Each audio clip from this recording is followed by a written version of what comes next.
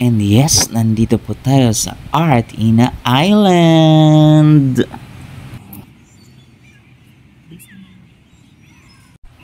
Sa entrance pa lang nandito na yung ticketing booth. Ayan, kung makikita nyo, yan yung ticketing booth ng Art Ina Island. Makikita nyo din dyan ang price range kung magkano ang per head. Ayan siya. Reminder guys, dapat pag pupunta kayo dito, naka-medyas kayo or may dala kayong medyas kasi 150 pesos yung medyas kapag wala kayong dala. Yun yung worth ng medyas. Yun yung mas kamura sa Klook. Mas mura ng konti yung ticket. Pagpasok pa lang sa loob, ito na yung bubungad sa inyo, Art Ina Island. Nandyan yung reception area kung saan nyo ibibigay yung ticket and ihahabilin yung inyong mga gamit. Dahil hindi na tayo makapagpigil, ayan na guys, it's amazing! Entrance pa lang! Yung entrance niya guys, yung parang sa Miss Universe, di ba? Kung nakikita niyo yun. So, pasok na tayo! Ayan na! And let's go guys! Let's go! Pasok!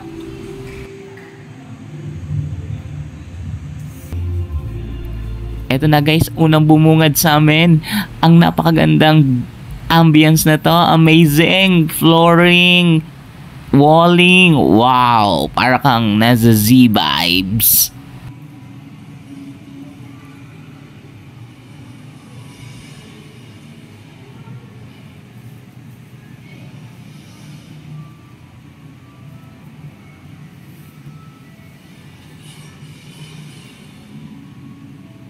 Ayan, ma-amaze ka talaga guys. Oh, grabe. Legit. Wow, astig.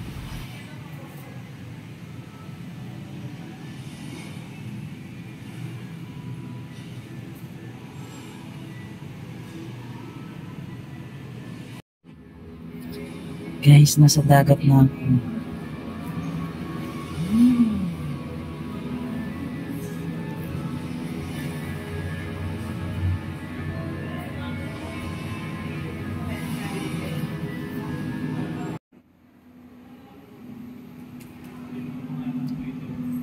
After mo dun sa parang nasa dagat, ito na yung susunod na papasukan nyo. Wow, grabe. Yung bulaklak, o diba, bumubuka and then magko-close siya. Grabe, ang galing.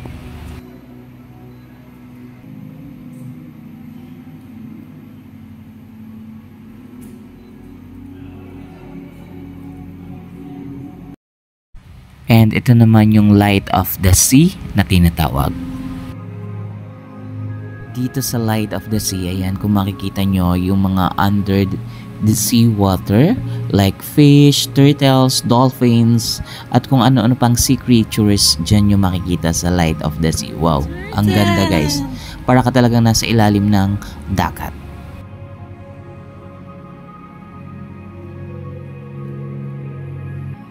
Di na tayo mapapalik.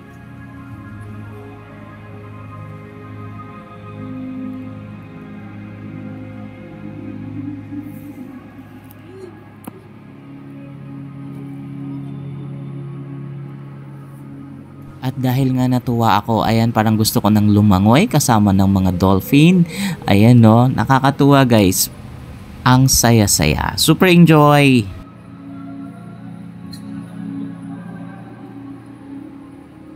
I'm here at Art Island. Nandito kami sa may Sea of Lights. Ayan, kung makikita nyo, ayan yung view.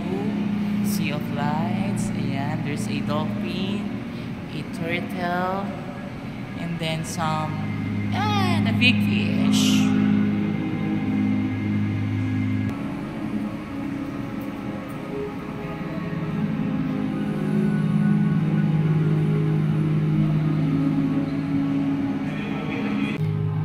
Papasok na kami sa mundo ng Encantadia. Siyempre, magpipicture muna tayo bago tayo pumasok.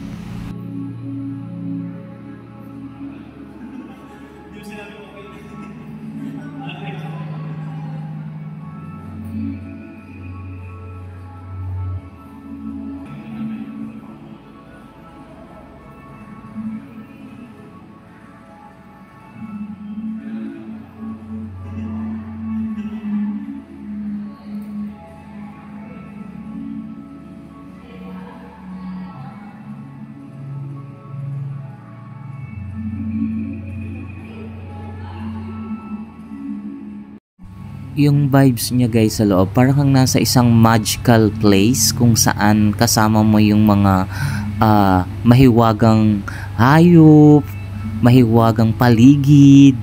Parang sa ano mo lang siya napapanood, yung sa mga movie. Ayan guys, so super, ang galing. Grabe, amazing.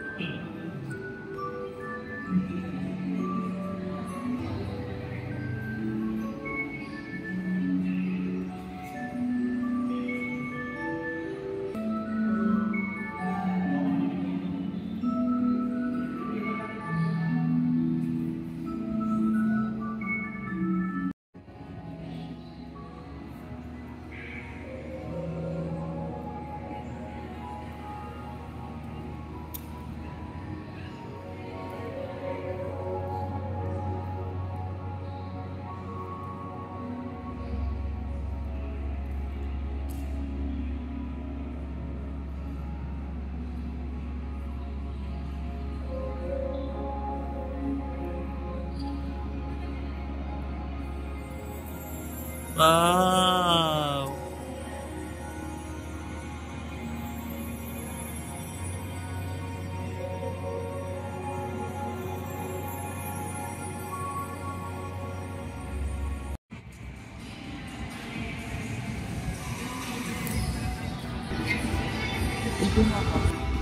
Dahil sobrang natutuwa na tayo sa ganda ng ating nakikita. Ayan guys, oh, 'di ba? Oh. Sangka pa. Grabe, legit ang ganda. Wow. Ooh. Ito naman yung view na nanonood ka ng fireworks na parang New Year na. Grabe. Sa ibang bansa, ganito yung mga nakikita natin. Pero dahil nandito tayo sa Art Island, dinala nila dito yan sa loob. At yan, makikita nyo na parang nandun talaga kayo sa event na yun guys. Grabe. And then nakahiga kayo dyan dun sa parang sand na sofa nila or higaan while watching this amazing, colorful, and beautiful presentation.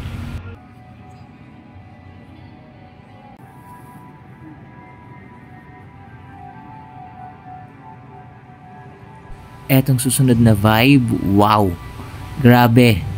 Sa movie ko nakikita yung gantong looks ng presentation or scenery, pero dito, wow, kuhang-kuha, ang galing.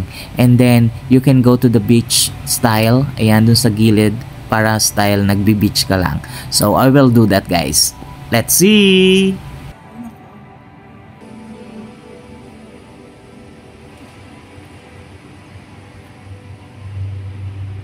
So, ayan guys, dahil nga gagawin natin. So, ayan, emote tayo dyan sa gilid na parang tunay na nandun tayo sa venue na yan or sa place na yan. Galing, grabe.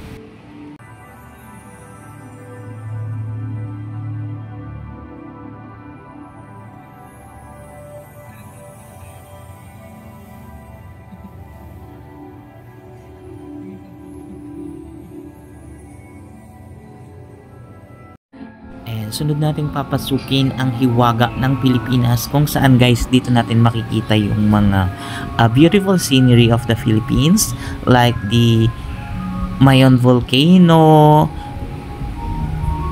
Bohol, Pampanga balloons, yung mga balloons dun sa Pampanga, and then the Baguio, at kung ano-ano pa guys.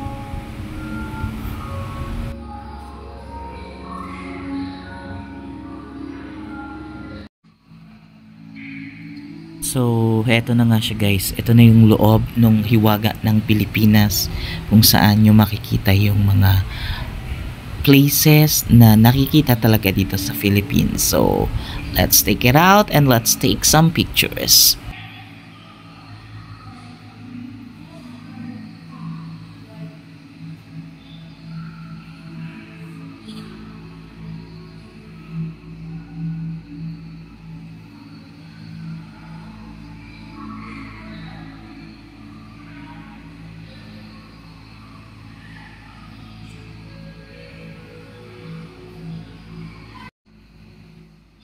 Ayan, eto guys, nandito yung mga festivals na nagaganap sa Philippines, like the Balloon Festival, I think it is Clark or Pampanga, and then this one festival, I don't know where festival is.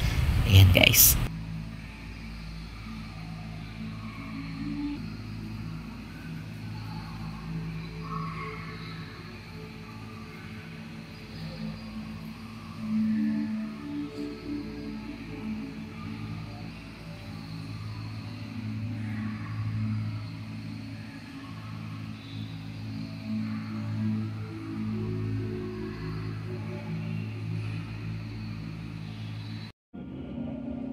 Next destination, para ka namang nasa Venice. Ayan, kung saan makikita mo ang Grand Canal. Ayan, nandito rin yung famous na nagbo-boat ka sa Grand Canal ng Venice.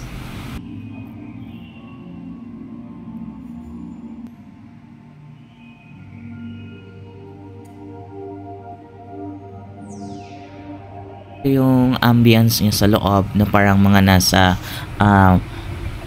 historic places, lumang lugar, lumang panahon. Ayan, so we will take a picture here guys, and I will flash it here.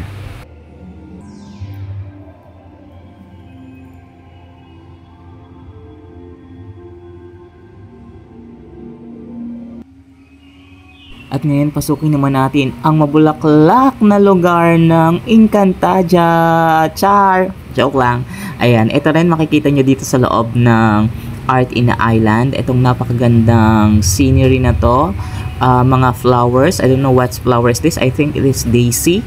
Daisy na bulaklak. Ayan, so maganda siya mag-picture. Maganda yung lighting and the portrait or the abstract or the what you call the landscape. Ayan, the landscape of this view is so good and amazing. Maganda mag-pictorial guys.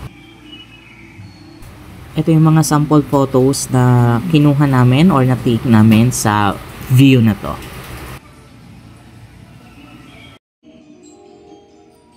Isa rin ito sa magagandang location or venue or place dito sa Art in the Island. Napakaganda nung dating, grabe.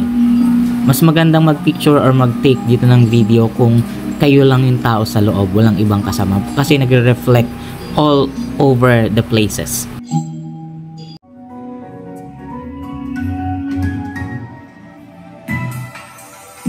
And yes, papasok tayo sa Alice in Wonderland, kung saan mararamdaman natin ang Christmas vibe sa loob. Grabe guys, ang ganda ng Christmas tree, ng lightning, ng decors, everything and all is perfect for the Christmas.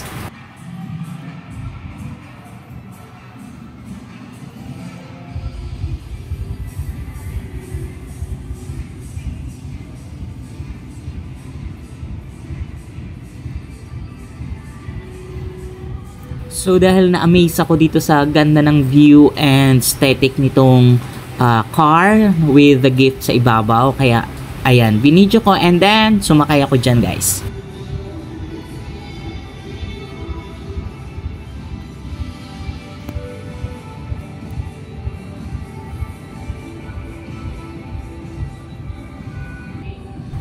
Ayan na nga guys, so pasakay na ako. Let's go, come in, let's ride, and let's go for Christmas! Take note guys, hindi ko sure kung pwede talaga sumakay dyan or umupo dyan sa sasakyan na yan. So, I'll try lang. Wala naman sumita sa akin. So, siguro okay, pero ewan ko lang din. Sige, have a good time! Hello!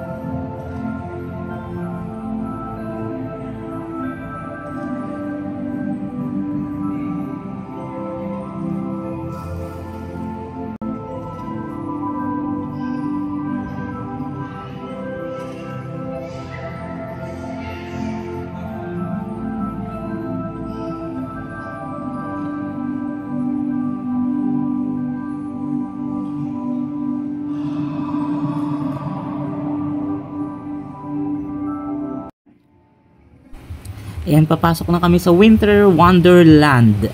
Ayan guys, so more on Christmas tree yung makikita nyo dito, pero napakaganda mga Christmas tree. Ayan, para ka talagang nandun sa lugar na yon. And then nag-change din siya sa white Christmas. Ganun siya guys.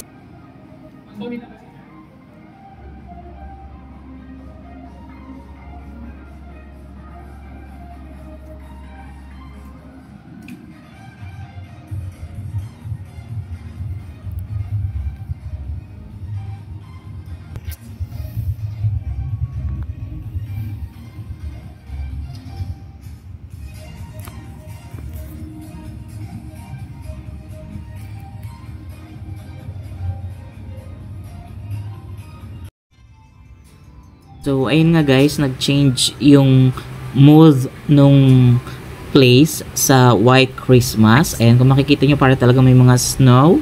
Nabalot ng snow yung mga Christmas tree or yung mga fine tree.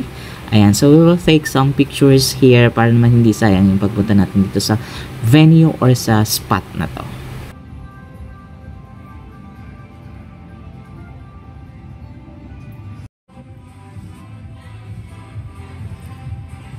And meron ding spot dito kung saan yung shadow mo makikita mo, and then you can do what you want, like dancing, or you can join with this animals. Ayan, parang nasa zoo, ganun siya. Pero I'll just take some moves na lang there. Ayan, sayaw-sayaw lang tayo para ma-check lang natin how our shadow works. Ayan siya guys.